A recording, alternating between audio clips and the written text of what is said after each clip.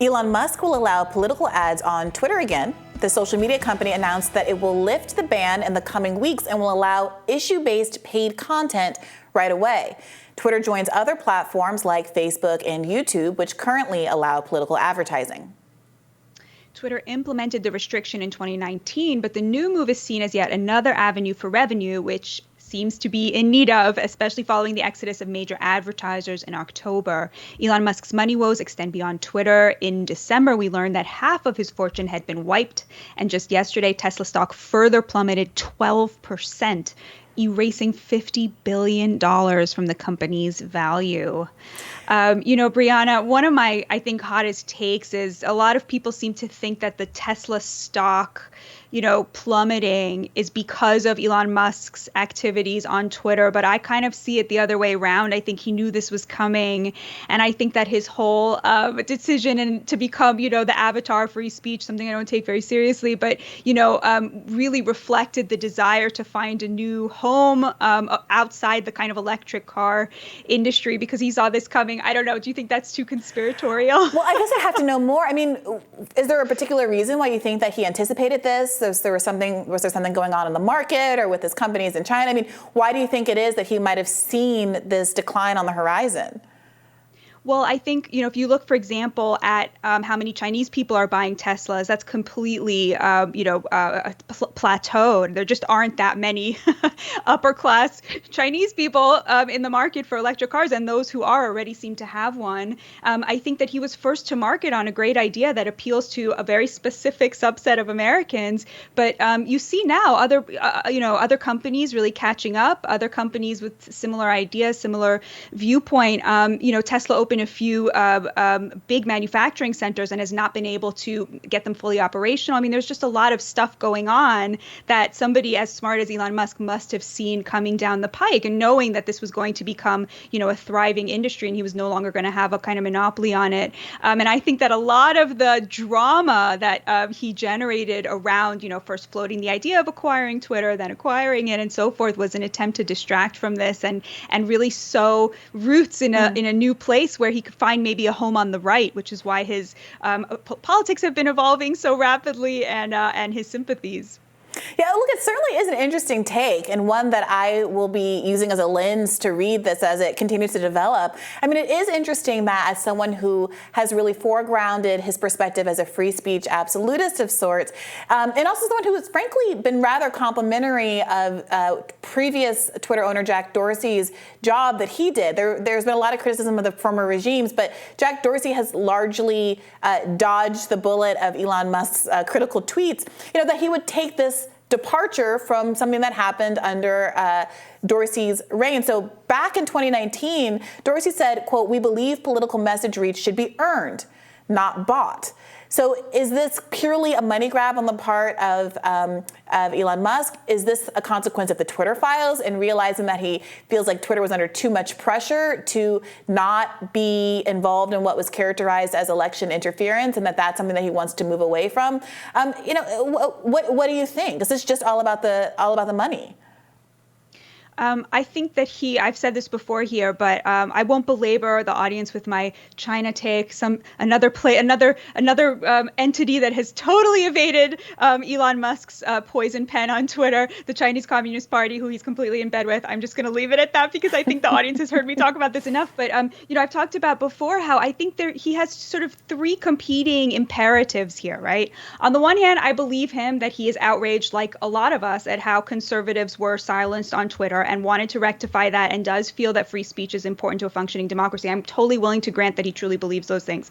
On the other hand, he wants to turn a profit. And he learned very quickly that you can't have advertisers on your platform if it also has swastikas on them, because they don't want their product advertised next to swastikas, even though swastikas are, of course, protected free speech. So there's a lot of things that are in competition. And I think you're totally right when it comes to political ads. I think a lot of us have this sense that money and politics is kind of anti-free speech. If not in the letter of the law, at least in the spirit of the law. You shouldn't be able to purchase influence. You should have to rely on the strength of your ideas. And it was kind of cool that Twitter had banned that, understanding its role in the public sphere as being important enough not to have that. And I think this is a case of Elon Musk choosing profitability over free speech, as he has done many times, because, he needs the money.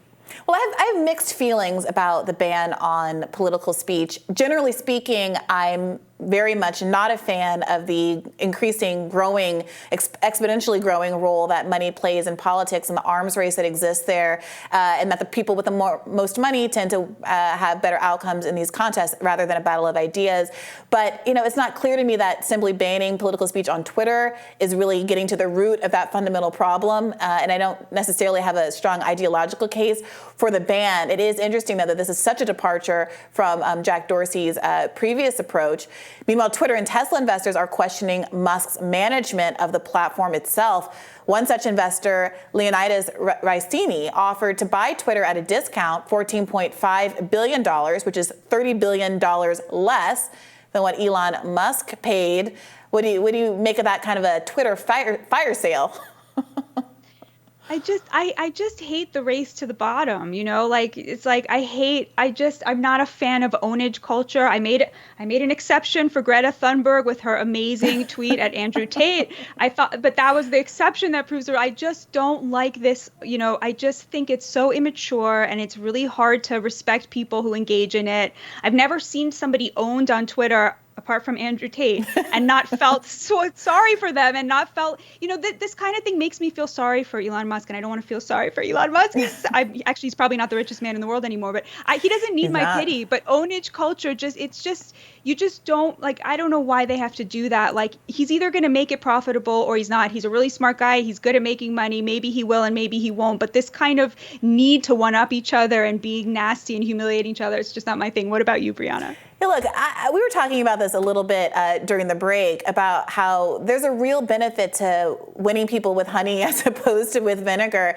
And even though I certainly disagree with Elon Musk's approach and his politics on several points, there is some overlap with respect to what I think we both want Twitter to be in the abstract. And to the extent that my criticisms can be a kind of a calling in instead of a calling out, I'm happy to position myself that way. The question remains, is he ever going to see people that are not kind of in the same ideological community as him as folks whose opinion that he respects and will actually listen to? Many people have pointed out that, especially over the course of the last month or so, he has become a certain kind of reply guy, if you will, to only very ideologically right folks on the internet. Yeah. And that he seems to be a hall monitor of sorts that's very responsive to big conservative accounts who will say, oh, I think I'm being suppressed, or what's going on with this tweet? And he's right there in the mention saying, yes, okay, I'll look at it. And that makes people feel like this isn't actually someone who has the broader interest of fairness and equity on this platform, as a top priority. I mean, I think he's only human, I definitely go back and forth between being like, look, he's doing his best, and being like, God, this sort of the thirst for the approval of the very online right. So, okay, if you had an audience with him, what would you recommend for Twitter? What would you want to see? What would you want to see, and what would you recommend? What would you tell him to do? Well, first, I would say it's in his best interest, in terms of the public perception of him as a CEO of both Tesla and Twitter, to not engage so directly with so many accounts. That he should not be replying, because he's getting into trouble now, because he's been replying to folks like the Libs of TikTok creator, who has very recently gone beyond some of the dog whistling into explicit statements on Tucker Carlson about how she thinks that LGBT people are, I don't want to misrepresent the word she used, but something like monstrous, undeserving of rights, and beyond where a lot of people who might have some critiques of, let's say, at what age people should start to transition, they don't think that those people should be harmed or killed or murdered and things like that. And that's the space that he's heading into in terms of the people that he's engaging with. So I would tell him first and foremost not to do that.